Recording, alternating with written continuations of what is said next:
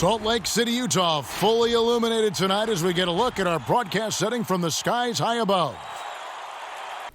All right, y'all. Silky is back. I told y'all the last episode that, we had we finally in the playoff hunt.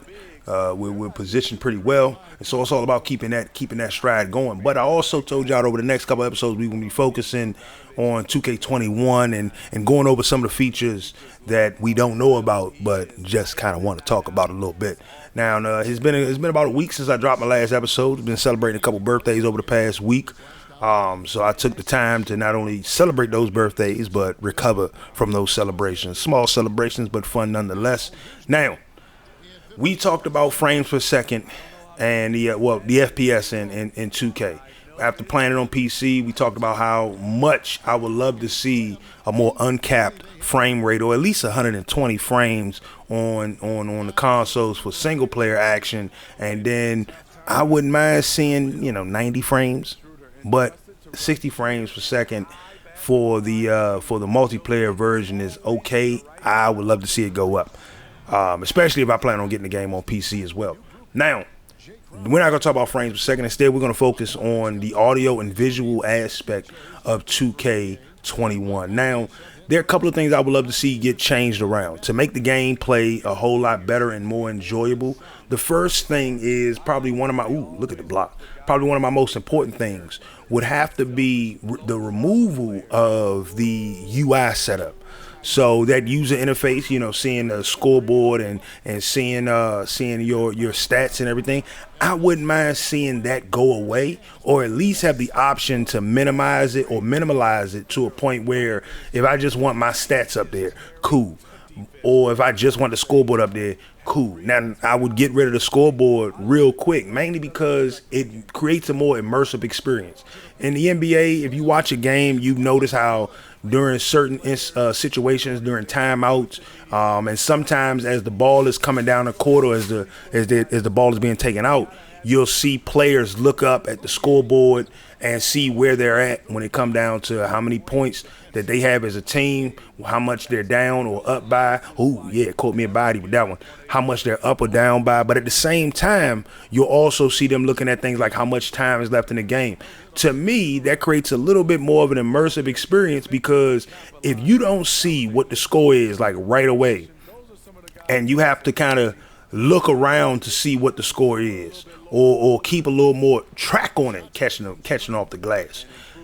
Keep a little more track of it. It makes each situation more important than the last. You won't just come out there doing all kinds of random stuff unless you know that you're up, especially if you're getting simmed out and you find yourself in a situation where you come back in and you see the score during that sim. Okay, cool. That's no problem. But I would love to see a more immersive visual setup, not just a more controllable audio setup. One of the next things I wouldn't mind seeing visually to be a little more appealing and a little more controllable, user-friendly, a little more user-controlling, is turning on and off other visual settings, graphical levels, things like turning off the crowd, turning the crowd down, and because as much as I enjoy playing in front of crowds of people, having the ability to turn them off kind of can increase the resources that are available for the game to do what's going on in the court, and maybe decrease things like input delay, button lag, all those kind of good things. Now, the reason why this is something important to me is because when you play it on PC, and even with the PC setup that I have if I have the crowd on, I'm still running at about 130 frames a second. Turn the crowd off, I'm running at about 145, 144. The refresh rate is so clear, so crisp, to a point where my career looks like I'm playing with the game speed on 100. That's what it looks like. So I wouldn't mind seeing the ability to turn on and off certain visual options. Things like this would also be a better experience in the park and in the rec. If you got a lower internet connection, turning off visuals like the crowd itself, turning off visuals of like the other players and the other games that are going on in the neighborhood, turning on or off, turning off visuals like like the quality of each player. Like if you just want to play the game and you don't want your players to look like stick figures, but you want the players to be clean and crisp enough to a point where it's an enjoyable experience and you feel like you're playing not with the handicap, but you're playing at the same level as those you're playing against that might have extremely fast connections, extremely good connections. And so I wouldn't mind seeing the ability to turn options like that on and off. Now, we still got a little more to talk about when it comes down to visuals and audio itself, but I had to touch on the more important parts to, oh my, you did not just throw my shot like it was hot garbage. We still got a little more to talk about. We got another game coming right up. And so we're going to dive deeper into recreating and cleaning up the visual aesthetic of the game itself. Washington easily grabbing this one. This crowd was stunned by the manner in which their team was dismantled. You know what?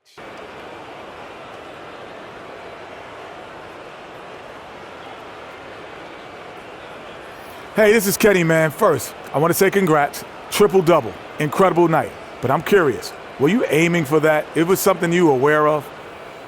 Jack, come on now, man. If I'm aiming for anything, it's for that quadruple double, man. How's that saying go? Aim for the moon, and even if you miss, you might land among the stars. Well, I didn't see a lot of missing going on now, man, not on our end. And no, I'm not serious about that quadruple. I'm just saying that our goals are a lot bigger than one's personal phenomenal nights. Man, keep that quadruple in your thoughts, man. It might happen. Appreciate you, bro. Thanks, big dog. Nice game. Thanks, homie. Thanks, dog. Appreciate you, man. Whoa, you played good, bro. What's up, man? Yeah, good day, man. You know, tired, but it's worth it. What's up? Oh, thanks, man. Appreciate you.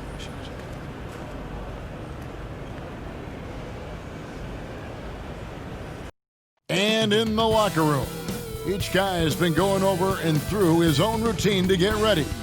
But once they take the floor, they're one single unit. And that's Coit Tower, perched high atop Telegraph Hill here in San Francisco. All right, now, as we get ready for tip-off for another game, going up against the Golden State Warriors, without a shadow of a doubt, what I consider NBA2K20 version of the cheat code. Now, let's get back into talking visuals. Now, I hope I said some good things to you, and hopefully some of you agree with those things, or even if you have an opinion that could modify them, let me know down below. Now, the next thing, when it comes down to the visuals itself, cutting off the crowd is one of the great things. Readjusting things like player level detail that affects you in so many different ways in a positive way. Because to me, I believe in dealing with the visuals on the level that I want to deal with them in.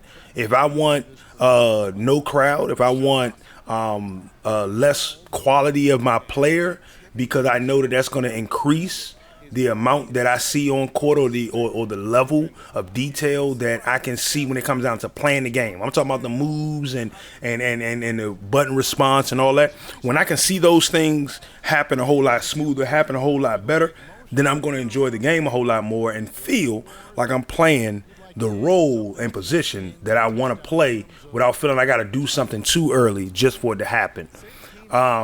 Now, the last thing, we're going to talk a little bit about audio. So, audio isn't the most important factor to me. I love the audio look. I do have one more thing to talk about when it comes down to visuals, but I wanted to spend some time to focus on the audio. One of the biggest things I would love to see happen, they've done a good job when it came down to separating the music audio from most of the game. But I would love to see the option to turn off the music audio in every facet of the game without turning off the audio of other things. So menu music is one audio setting that you can turn off and you just won't hear the music in the menu.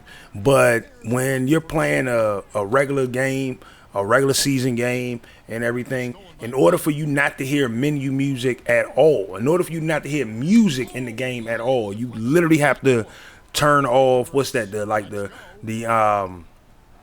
basically the same volume that the announcers are kind of sort of on.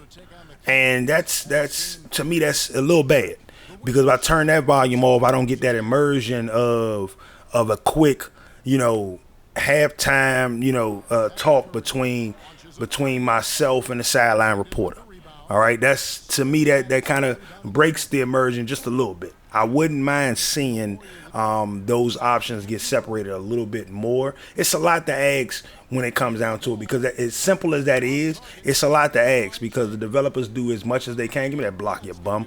As much as developers do as much as they can, that's something that's hard to kind of just separate so much, because it literally will take up extra resources. And so that's why I feel that if we make adjustments in the visual aesthetic of what the player chooses that they want to see when they're on the court, or when they're in the park, or when they're in the rec, having those little things allow us to kind of like cut back the visual, or cut back the audio setup in other areas that affect the game in a positive way. It's very confusing. I understand that. Now, the last thing that I want to focus on visuals, and it's not the most important thing, but it's a viable thing to me.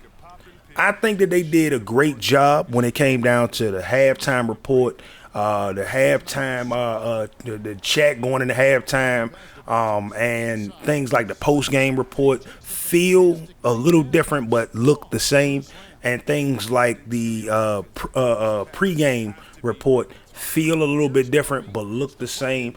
Now, what I want to see, this is what I want to see done. I want to see, oh my goodness, I'm tired of them throwing me around like I'm nobody. Give me that block, bum.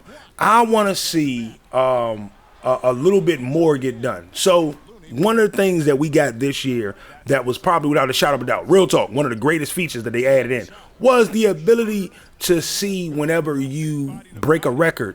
Like, they make an acknowledgement of that. They acknowledge that on the court, and they acknowledge that in the stadium, and they acknowledge that on the mic. That is a big step forward, and I want to see them continue to improve on that by creating a more dynamic visual representation. I want to see better replays. Oh my, it was my bad. I'm gonna get that back. Watch, I'm gonna get that back. Look at that. He just missed that because he heard me coming. Now, I want to see a better visual standpoint that expands upon the action that we see on the court. I want to see a better UI setup, something a little more simplistic. I wouldn't mind, like, I know that 2K don't have a contract with TNT, so their UI setup when it comes down to their lower thirds and just their visual appearance isn't completely available. But I wouldn't mind seeing the score kind of get minimalized a little bit more. I wouldn't mind seeing it. Seeing the user be allowed to kind of like move it to certain other areas. Also, wouldn't mind seeing a feature that's available in most shooters that allows you to say, hey, I want to increase the screen's border for the UI itself. Something that small could make you feel like you can move the UI just a little bit, but I wouldn't mind seeing a more customizable user interface. I wouldn't mind seeing a little more quality go into creating a new user interface. Now, I believe that there's a chance that we're going to see that for the new version, mainly because, and I'm not talking about 2K21 on Xbox One and PS4, but on the next gen version, I feel like in order for them to make it look completely different, they're going to do some new things. We still got a lot to talk about over the next few videos when it comes down to 2K21. I don't care nothing about the soundtrack, so I'm not going to focus on that. But we do have a little bit to talk about. I took an L in this game, and that's all right. That is okay. We're going to get better. We only took one loss in this episode. We got us a win. It's about moving forward to the next one. But we still got more 2K21 to talk about as we wait for news to start to drop and speculation. I might do a video on what we've seen speculated so far. Bradley Beal, everyone. Real deal Beal. That's pretty good, Oren. You come up with that yourself? Ice in my veins, All right, baby. I'll take that as a yes. And a big thanks again to Brad Beal for joining us on the show. Coming up, we're going to look ahead to next week's games and a few predictions. But first, some music. Tank and the Hornet. That's why you put in the work. 98.9 The Flex. You gotta get hit or Wins you're will come. gonna get stung. You want to go in again, just feel that feel. Yeah. I hope you all enjoyed the series. If you did, make sure you hit that like button, subscribe to the channel if you're new so you catch all the new videos. If you want to continue watching that series, check out the video on the left. If you want to check out another series, check out the video on the right. If you got an idea for a different series you would love to see me play and give you my story-based content off of, let me know down in the comments below. Peace.